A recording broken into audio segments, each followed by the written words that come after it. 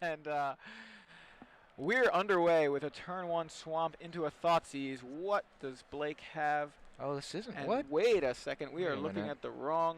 We have got Okay. something Sorry about that, wrong guys. here.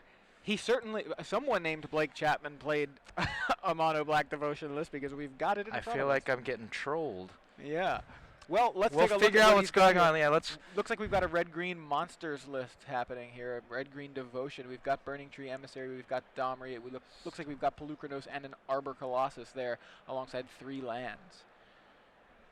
And what's So, the last? now Arbor it's- Colossus. Well, I'll tell you one thing. If his name's Dylan Sparkman, then we definitely have the wrong deck list Yep. because we've got David Bauer and Blake Chapman. Okay.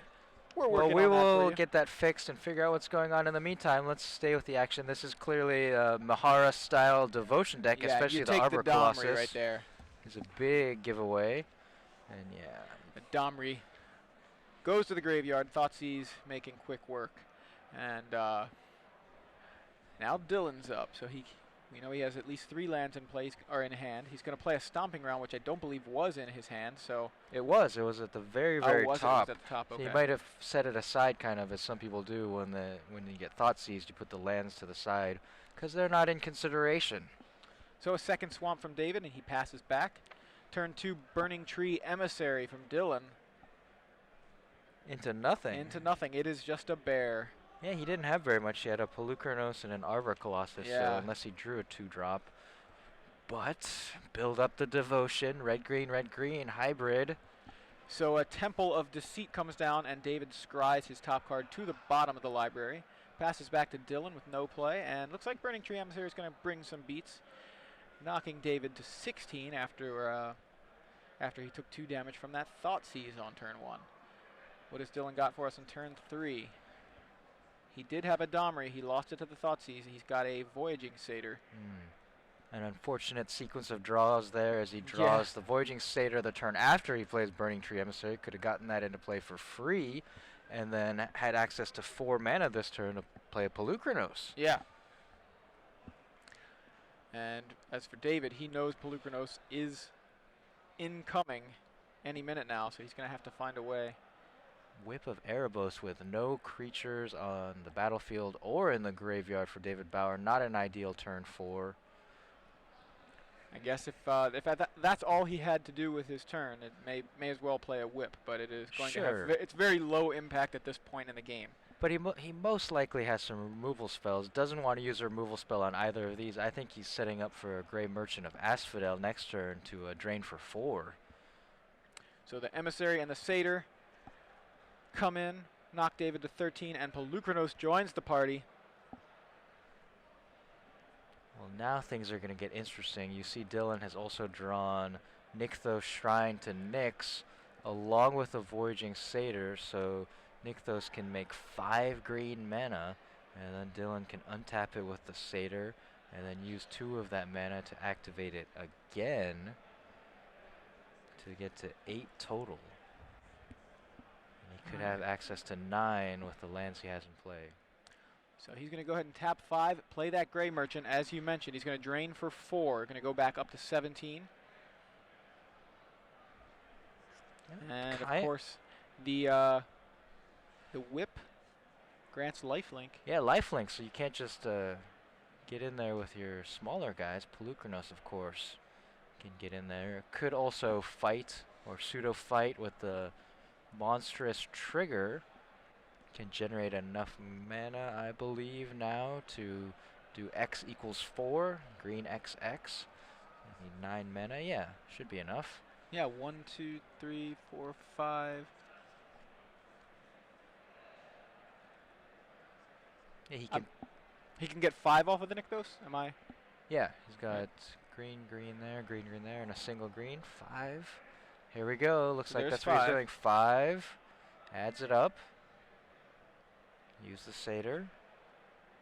Right, Satyr to untap the Nykthos. So he goes up to 6. Oh, he's going to play a Domri here.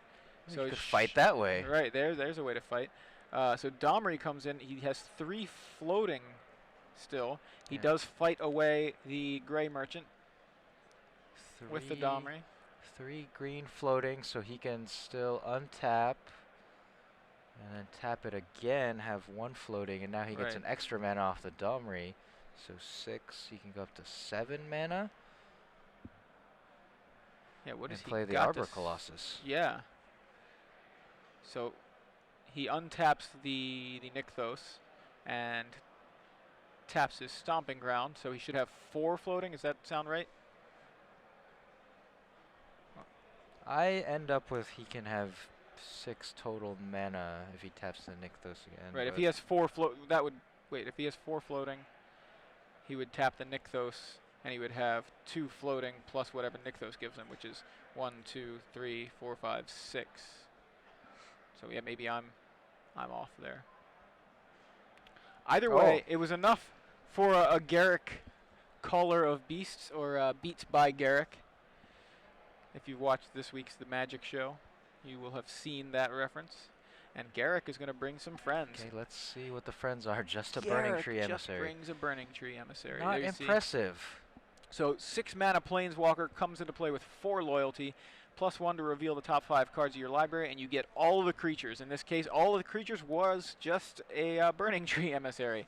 Of course, you have the -3 ability, which allows you to cheat on a lot of mana potentially, with being able to put a green creature from your hand onto the battlefield. I'm surprised he didn't do that to get the Arbor Colossus into play, but he may be planning to do that next turn.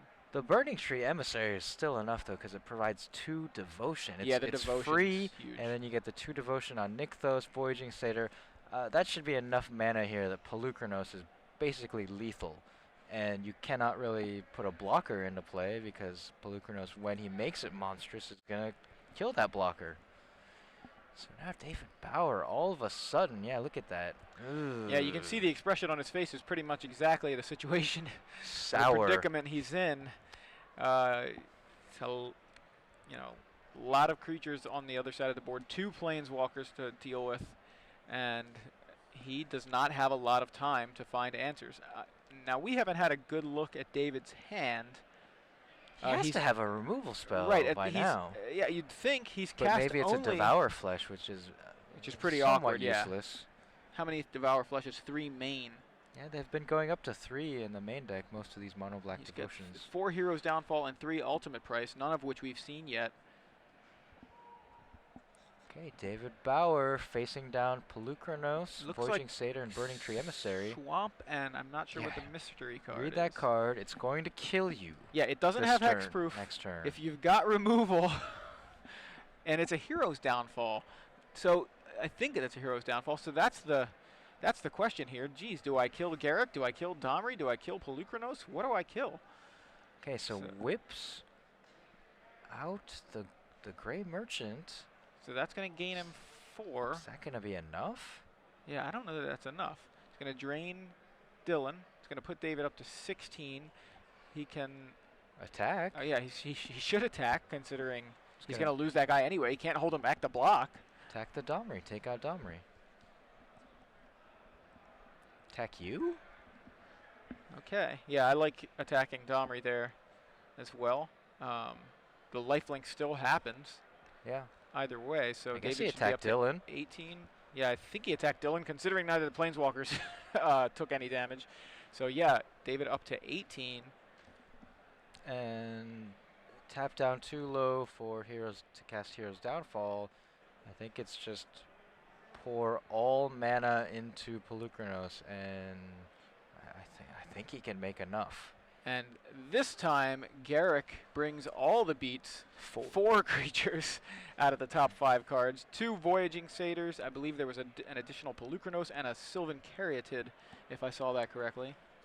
Yeah, I saw Sam Stoddard last weekend in Seattle, and he said it is pronounced Sylvan Caryatid. Caryatid, I see. Okay, I will try to adjust for that. He could just be trolling me. I feel like I've heard others say Caryatid as well, and I wasn't sure because I always put the emphasis on a different syllable. Very nice. You got me to chuckle. I must be tired because usually I can keep a much straighter face.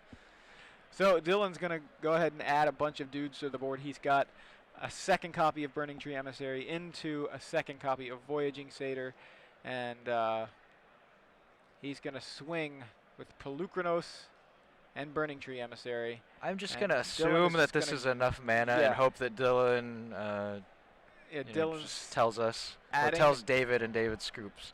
adding a because billion mana and then untapping the Nykthos and adding about half a billion.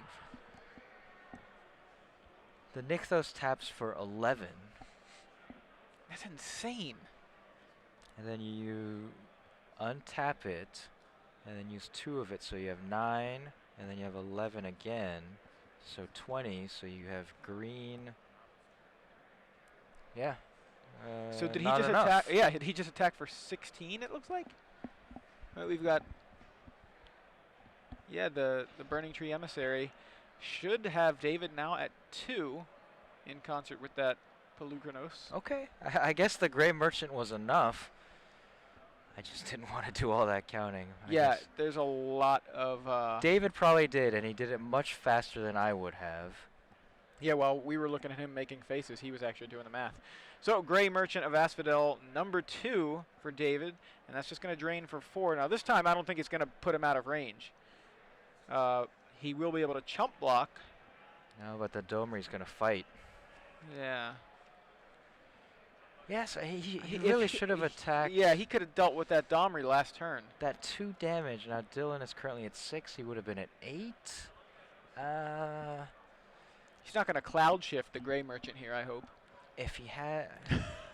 I mean, next turn, if he survives this turn, he can activate the whip, drain for another 4, and then attack for 2, but it's unlikely that he would survive this turn. Yeah. Yeah, what is he going to do to get That's out of it. this? Is there anything? Nothing. Yeah, if he had dealt with that Domri last turn, he very likely would have had at least another turn to get out of it. But Dylan Sparkman takes down David Bauer in Game 1 here in our final round of the StarCityGames.com Standard Open. Coming to you guys live from Indianapolis, I'm Joey Pasco in the booth with Ricky Hayashi. And yeah, Green-Red Devotion making short work of that mono black deck there. It kind of looked embarrassing for the mono black side of things because I don't know. Like, it did not look like mono black was in it at all. And maybe it was. I don't think it was embarrassing. I think it's actually impressive that he survived that long. That's against fair. Okay, that's the a good monstrous point. Pelucranos. Yeah, embarrassing is definitely the wrong word. And it but seems like he could have sequenced that better. He had a Hero's Downfall in his hand. I don't know if he had cast it instead of whipping a Gray Merchant if he would have lived. And of course, like, he could have taken out the Domri and been in a position to have a Gray Merchant to chump block at least that turn. yeah, and the Hero's Downfall could have taken out either the Garrick or the Pelucranos. Okay. So, yeah, he had some options there that he didn't go with. He did not draw much removal. It was 1 Hero's Downfall, I think, was all of and the he, removal and he that never he had saw. a chance to cast it. Yeah, so as for sideboards, he's got an additional copy of Devour Flesh. He's got 2 Farika's Cure. He's got 3 Lifebane Zombies, 2 Pack Rats, a Pithing Needle, 3 Duress, a Dark Betrayal, a Ratchet Bomb, and an Erebos. So Lifebane Zombies definitely coming in. He's got 3 copies of that, able to strip his opponent's hand of green creatures. And I kind of like bringing in more removal here, just bring in that extra Devour Flesh, maybe even bring in the Farika's Cure, just because it's a Devotion deck, being able to take out those Burning Tree Emissaries and Voyaging Satyr that's going to untap Nykthos. As much as they're not doing all that much damage to you, as far as like the Burning Tree and the Voyaging Satyr are not powerhouses as far as what they attack for, what they represent to the Devotion deck, I think is good enough to want to answer them with Farika's Cure. And also, you know, that's another way for you to gain a little bit of life to put yourself out of range. Yeah, I was going to say the same thing about Ratchet Bomb for the same reasons. Oh, yeah. It takes out multiples of Burning Tree Emissaries and Voyaging Satyrs, which you saw Dylan Sparkman had 2 of each there in that game, and really cutting out the Devotion engine, taking out those cheap creatures that both provide Devotion and then can untap Nykthos. Would be very useful for David Bauer. It's only a single Ratchet Bomb. There's a lot of singletons here in his sideboard. He has 1 Erebos, God of the Dead, to go along with 1 in his main deck. Dark Betrayal's not coming in. Pithing Needle, I think Needle is fine as another answer to To the either a Planeswalkers. Planeswalker or a creature becoming monstrous. Very good point. It's just a one of, but yeah, that's a possible bring. You get he's Bring got, in enough one-ofs and it adds up. yeah, Eventually you'll draw something, and if yeah, they're for all sure. semi-answers to the things you're afraid of, I like that better than non-answers. Yeah, Pack Rat. I mean, it's just been so good in so many other matchups. I'm not sure how it fares here against a deck that is able Gets to. outclassed. Yeah, it's able to get a lot of guys on board, even if they're small. They're still able to get in the way of Pack Rats, and yeah, I don't know. I don't know that Pack Rat is the card that you want here. Yeah. I don't know. What do you think? I wouldn't want to get into a situation where you've been developing your Pack Rat army and then a Pelucranos just eats 2 or 3 of them Right. at once. And now, correct me if I'm wrong, but Pelucranos can divide up the damage, and so you say there are 4 rats, you can deal like 4 to 1, 3 to 1, 2 to 1. Yeah, you one, can and you it can just chains change and kill you them. can chain the damage down. Right. You're just required to, for each target, to divide at least 1 point of damage to it.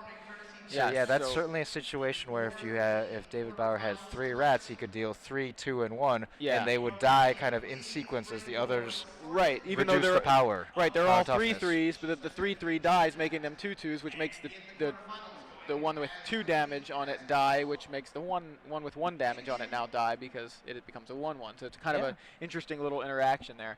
Good point, Joey. I love doing shenanigans like that with spells like Fireball. Yeah. Yeah, that's kind of a funny little interaction that I think we may be seeing more of if Pelucranos keeps seeing as much play, and Pack Rat, of course, sticks in the way it has for these past couple of weeks. So Dylan Sparkman won that game, and his sideboard contains 2 Wasteland Vipers. That's a nice. Yeah. So that's you attack with your Pelucranos, you Blood Rush the Wasteland Viper to give it Death Touch, and then you activate the monstrous. You only have to deal 1 damage to each creature with that Death Touch, and just wipe stuff out. It's kind of a little cunning Spark Mage Basilisk Collar interaction there. Yeah. He's also got 2 copies of Rurik Thar, the Unbound. Lots of abilities. Interesting. So I was going to say Rurik Thar probably doesn't come in, but there are a lot of non-creature spells on the other side of the board. Yeah, it could. You could bring them in, and then it will most likely eat something like a Hero's Downfall, but then it'll cost them 6 life. Take 6. Yeah. Rurik Thar, a scary, scary card. To your dome. Dylan also has 1 copy of Witch Stalker. Yeah, Witch Stalker is a card we haven't seen a heck of a lot of. It is kind of the great maybe not great grandson, maybe just the grandson of Great Sable Stag. I think he's gonna certainly bring that in. I mean, it's hexproof, and then of course it's good against blue or black. Whenever an opponent casts a blue or black spell during your turn, you put a +1/+1 counter on it, and it's a 3/3. So a 3/3 hexproof for 3 is already pretty decent, especially against a deck that has a lot of targeted removal. And yeah, if David's doing it during Dylan's turn, that Witch Stalker actually gets pretty big. Not a bad singleton to have, and it's double green. It's green, green 1, so provides devotion. Yeah. In the 3-drop spot. And then he's got some Skylashers and Mistcutter Hydras for the blue decks. Yep. And Nylea's Disciple, that's the devotion gain life, 3/3. And Mizium, 3 copies of Mizium Mortars. So if Dylan's afraid of Pack Rat for whatever reason, I don't think he should be. I mean, Mizium Mortars certainly another thing he could have.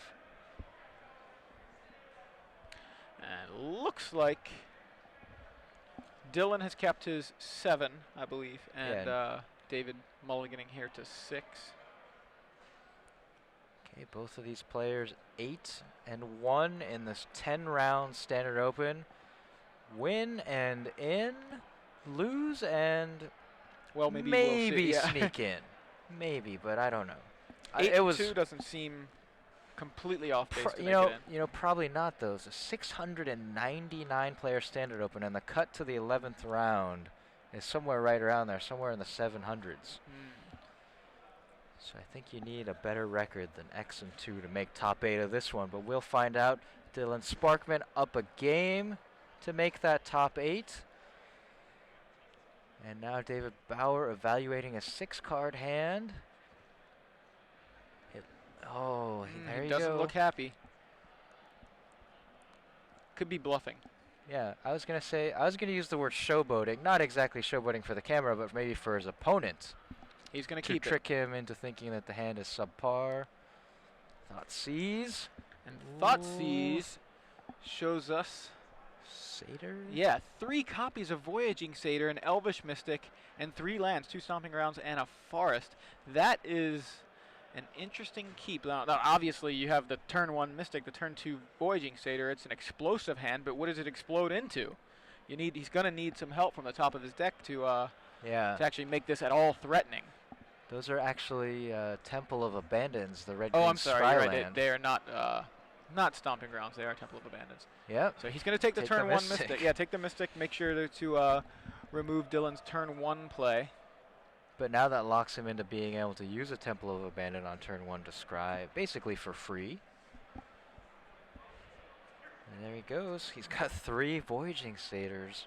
He's going to bottom whatever that was on top, and he passes back to David. David untaps, draws a Swamp for the turn. He's going to play that, and he's got a Pack Rat. So Pack Rat is a card he at least kept in 1 copy, because there it is. And, and fantastic here against the hand he just saw. Absolutely. Voyaging Satyr. Voyaging Satyr is the play. Passes back to David. David untaps, draws a 2nd copy of Thoughtseize. He's going to play a Temple of Deceit here. Take a look at what's on top. He decides he wants to put it on the bottom. The fact that he only has access to 2 mana here, I think he's going to go with that other Thoughtseize. What have you drawn since? And it looks like just some lands. So I'll take another copy of Voyaging Satyr. Yeah, that's Stomping Grounds he's drawn. So another Voyaging Satyr goes away. Dylan Sparkman with 1 on the battlefield, 1 in the hand, and 1 in the graveyard. Now, the thing about discard spells, they have no effect on the top of your library or your opponent's library. So Dylan scries and keeps whatever it is on top. And there's a Domri Red. That was not available to take from the Thoughtseize just a moment ago. And Polukranos on top. Wow. What a sequence there. So he scryed with the Temple, saw the creature, played the Domri in +1, and got himself a World Eater. Will it be a Rat Eater? David Bauer missed making a rat last turn because he had to put the Temple of Deceit into play untapped. Or he had to put it into play tapped. Yeah, sorry, tapped. Yeah, so this is, I mean, he can't take out the Domri here. He can make a rat and knock Domri to 2, but that's not really enough, and Polukranos is coming to play pretty soon. Now, there is a Desecration Demon in David's hand. So what he looks like he's going to do is go ahead and attack with the Pack Rat. And wait a second. Oh, okay. No, he's actually pitching the demon. He's pitching the demon. Yeah, interesting. I kind of thought he was going to cast it. Now he's thinking about it. Maybe Desecration Demon would be better on this board than Pack Rat. Yeah, he's going to pitch the Underworld Connections. He's going to hang on to the demon for now and reevaluate his position. So Pack Rat brings a token that is a copy of Pack Rat. That means its name is Pack Rat, but it is also a token. Plays his 4th land and passes back, and we're going to see Polukranos this turn, unless Dylan has drawn something more impressive. But I can't see how it could be more impressive than Polukranos on this board. Yeah. You want to get that down, that giant monster, to be able to fight these Pack Rats either with the Domri ability or Polukranos' own ability if Dylan is able to untap with it and play. There you see Polukranos. I think we're going to see him use the Domri to fight one of the Pack Rats just to keep them down. And no, he wants to look, and it is not a creature. No rewards on the top of his deck. And he passes back. All right, David. That Pack Rat should also be untapped. Yeah, fixes that. And David has another, well, he has a Swamp and a Desecration Demon in hand. Yeah, he just can't get through with these Pack Rats now. So yeah, I think Dylan's play was fine of +1ing Domri because the Polukranos itself acts as a blocker that's going to keep the Pack Rats off of Domri's back. Sure. Most likely we'll be able to use the fight ability next turn and keep Domri. And then can follow up with Pelucranos' monstrous ability, and we'll see how much mana he can make on his next turn. Yeah, And if he draws a Nykthos. Wow, yeah, things That could get could out be- of hand very quick. He does have the Voyaging Satyr already in play. So it looks like David's going to go ahead and cast that Desecration Demon, and he's going to hold the swamp for a Pack Rat activation at some later point. So David passes back to Dylan. Dylan untaps. Both players at a pretty healthy life total here in game 2. Dylan up again. And off the top, I think that was off the top. Nykthos, Shrine to Nyx, and this could really get ugly fast. 1, 2, 3, 4 devotion. So it's +1 mana, but with the Voyaging Satyr, that's, you know, +2 total. Well, plus a lot more. So he makes 4. 2 to untap, another 4, 6. So he's got up to 8. 7, 8. Yeah. So that is enough. Green. Yeah, that is enough to wipe out both Pack Rats here, right? With the Pelucranos monstrous ability.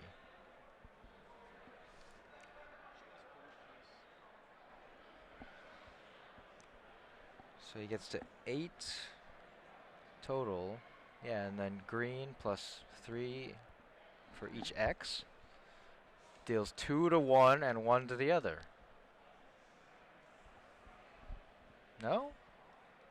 Okay, he's fighting instead with Domri, so he monstrous for 3 and then dealt 3 to 1 rat, and now he's fighting with the Domri. Oh no, he fought the Desecration Demon with the Domri. Interesting. I mean, I guess you want to get that Desecration Demon off the table, but he's left a rat now. He had the ability to kill all of those creatures. Pelucranos' ability could have killed both the rats. It was for 3. He could have dealt 2 and 1, and as you said, the chaining damage would have taken them both out. And then he still could have fought. Yeah. And still, so he would have had the same situation, except a rat wouldn't have been there. Now the rat takes out Domri. Yeah.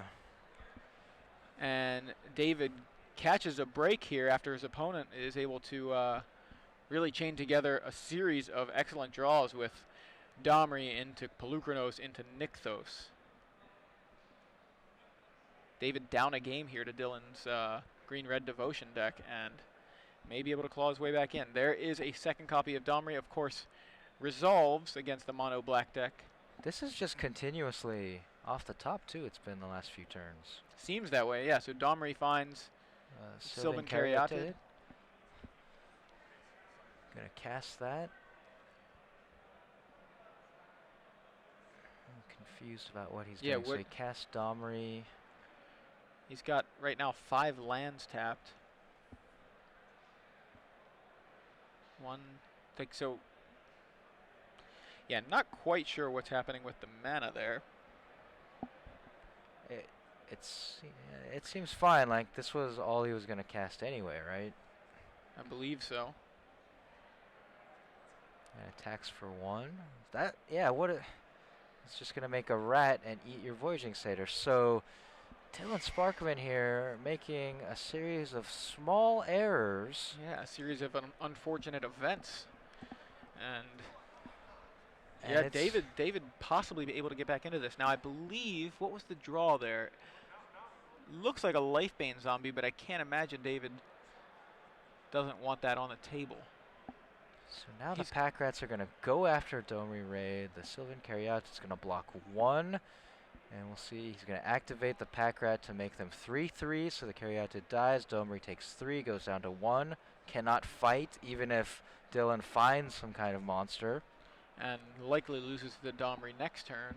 Yeah, all he can really do is +1 and look. Yeah, and is it anything? No. Nothing. So not a creature. So Domri likely not long for the table. Voyaging Satyr comes down. And if that's all Dylan can muster for the turn, David is in the position to take advantage of this little kind of lull in the action on the other side of the board. Now David with 3 copies of Pack Rat. 3 token copies of Pack Rat. So we are here at the StarCityGames.com Open Series featuring the Invitational. We're covering the Standard Open portion of Saturday now. Ricky Hayashi and Joey Pasco.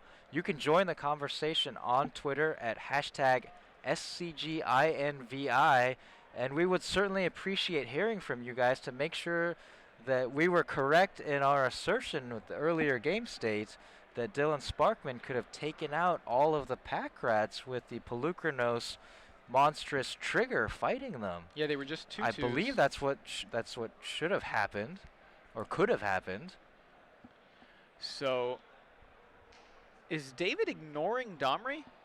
At this point, sure. Dylan does not have a creature on the board to fight with. The top card of his library was not a creature. If the next one is, And it's not. So yeah, actually I like that. At first I was thinking, yeah, Dylan's just going to scoop him up, and we're going to go to game 3 here with 20 minutes left in the round.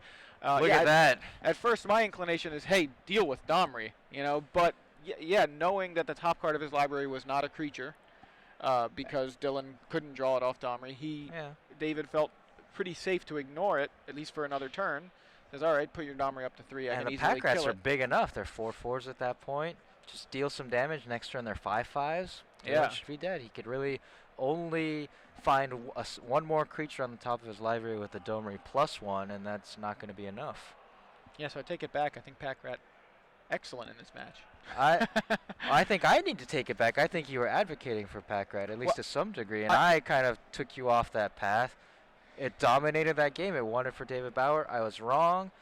Although, I mean, Dylan should have been able to deal with them in the way that I suggested with the Pelucranos. So I'll give myself a half credit back. Sure, that'll work. Yeah, I think if Dylan had made... And then round down to 0. Yeah, I mean, and it's not intuitive how that works. You're not really...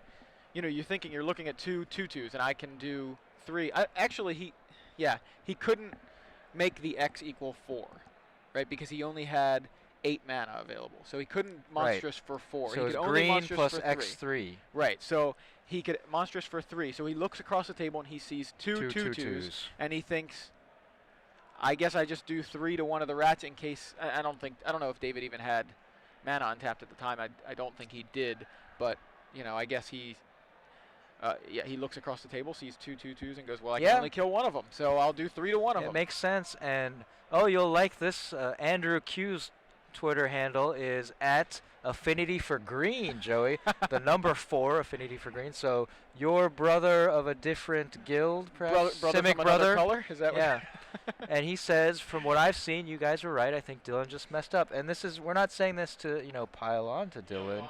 I personally just wanted to confirm that was something, it could have easily been an interaction that I missed. I've missed a couple of things in the past. So thank you very much, Andrew, for chiming in and letting us know that you think that he could have gotten that game with the Pelucranos. Yeah, it's not something I was aware of on my own. I believe it came up either at the GP last week or during either Pro Tour or SCG Live coverage. I don't remember where I heard of it, but I'm pretty sure I heard it mentioned on coverage that Pelucranos can do that to Pack Rats. I'm going to guess it was last week because that's when Pack Rat first started really seeing play in Standard. So I'm going to guess it was last week at the GP Louisville coverage where it was mentioned. So, it's not obvious that that's a possibility.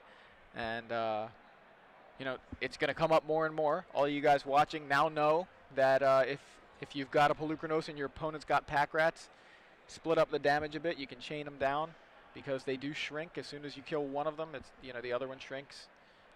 So. Yeah, and Ryan Gray is also confirming that he believes we were correct as well. He's at James Van Dr. Tweet. I'm sorry, Ryan, you're going to have to change your Twitter handle to Affinity for Orzhov, given that your name is Gray and the theme that we're developing here. I think it's James Vander Tweet. As in, like James Vanderbeek. I don't know. That's what I'm getting out of that. You know what? I'm going to allow that as a fan of Dawson's Creek. Yeah. And as a fan of that commercial. I can't remember. It's like a Carfax or some commercial where the person is shopping for a car. And he says, well, that was really easy. He said, well, did you want more drama? Yes, I wanted more drama. Or were you expecting more? He's like, yeah. He says, okay, hey, James, come in here. And James Vanderbeek walks into the car dealership office. And he says, I don't want Your life. The only line is Varsity Blues. Exactly. The only line we all remember from Varsity Blues, a pretty terrible high school football movie. I don't know. I think it's classic. It may be terrible, but it's also classic. It's Yeah. it's one of those ones where I saw it, back in the 90s, and then I rewatched it maybe a year or two ago, and it was like I couldn't stop watching it. It's so typical for the high school football type of movie, and of course, like you hate John Voight. By the end of it, you're like, wow, what a jerk. I don't know. How can you hate John Voight? Or Watch John watch Voight's Varsity car. Blues. Watch Varsity Blues, and you'll hate it. Okay, so David Bauer, we can only say that he survived that game. I mean, Yeah. he won the game, but He caught a break there. So he caught a break. he Yeah, I did- like that term. it looked great for David at the beginning of the game, where he leads on a Thoughtseize and sees just a bunch of mana dudes and a couple of lands in his opponent's hand. He takes an Elvish Mystic, sticking his opponent with just 3 Voyaging Satyr and 3 lands. So it looks good for David. He draws a second Thoughtseize. He looks, and it's still just mana dorks and land. His opponent top decks Domri, which finds Pelukrinos. So Yeah. Dylan And getting then into the game, right? Nykthos the And turn then the after that to be able Nykthos, to right. activate for so much more. Yeah, so the window was open for Dylan to get into the game there, and David was able to catch a break by the choice of monstrous targets. Well, Brian Fahrenkopf says the regular 1/1 rat token being used may have been confusing as well. That's certainly a possibility. Now this is something we were just talking about before we went live. I said yeah, you Wizards, did. Wizards should make a Pack Rat token, because Pack Rat makes a token that is a copy of Pack Rat, right? It's not a rat token. I mean, technically it's a creature type rat, but make a token. It's got different artwork that has like the token frame, but still has the Pack Rat text. And I mean, Pack Rat's seeing so much play, that would be awesome. But I guess it's a little late now. We're past Return to Ravnica, but maybe it's some sort of promo they could give out. I wonder if Star City Games would be allowed to make a Pack Rat token. Maybe, and you know what? It was suggested. I want to say it was LSV, but I can't confirm that maybe Jerry, if he were to win, make a Pack Rat token as his that would be a nice invitational. parting gift to all of us. Or maybe it was BBD, actually, that he was suggesting it to. I can't remember. Either way, we're underway, and Voyaging Satyr is the first play of the game onto the battlefield, and a Devour Flesh from David Bauer is going to take out that Satyr and keep Dylan from the explosive opening that he was probably hoping for. So with just 3 lands, he's going to go ahead and cast Burning Tree Emissary. Emissary resolves, and he has nothing to follow it up with, so it's just a Grizzly Bear here. David Bauer now on his 3rd turn plays his 3rd Swamp and has a Nightveil Spectre. This is a card we have yet to see in this particular match. David Bauer unable to capitalize much on his opponent's cards that he's able to steal. But just he still can a play lands. Grizzly Bear? Burning Tree Emissary is not just a Grizzly Bear. It was makes, just then. It makes mana off That's of Nykthos, which is now in play. It's double hybrid. So makes the all kinds devotion. of mana. The devotion is relevant, so you're right about that. In the meantime, we've got yet another Planeswalker. Xenagos the Reveler has hit the board, comes into play with 3 loyalty, and his 0 ability is to put a 2/2 red and green Satyr creature token with haste onto the battlefield. Yes, now it is time to So- party. It looks like Xenagos is doing like the metal sign a little bit. Exactly, and that 2/2 Satyr token has haste, but can't get in because Nightveil Spectre is a 2/3. Yeah, kind of hanging out in the way there. So David Bauer's turn here. Now I'm starting to get excited. Anytime there's a Nightveil Spectre, I get really excited about what's going to come off the opponent's library and whether David Bauer will be able to eventually cast it. Yeah. You know, this mono black deck, he's splashing the blue for Temple of Deceit, so no access to red or green mana, but oh my goodness, if he flips over some Stomping Grounds or Temple of Abandons. Yeah, he's going to need some lands to do it, but and so that'll take a little luck. Yeah, so never play your land before attacking with Nightveil Spectre. Oh, he's going to attack Xenagos. Yeah, he's thinking about it. He taps Xenagos and he says, "Wait a second, I'm not gonna do this yet." So he does play a land, and he's gonna go ahead and play Lifebane Zombie here, pre-combat.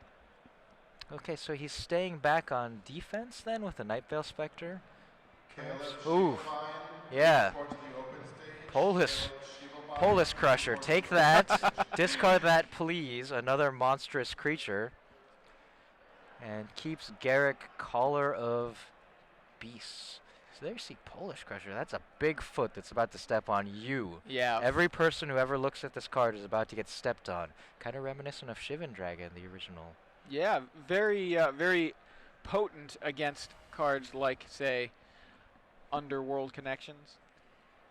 It's not only it's protection from enchantments. That's not the part, but the monstrous part of it is able to deal with enchantments pretty easily. So a Pelucranos there is found off of the Garrick Caller of Beasts, freshly cast by Dylan Sparkman. So he's got quite a team of Planeswalkers working for him over there.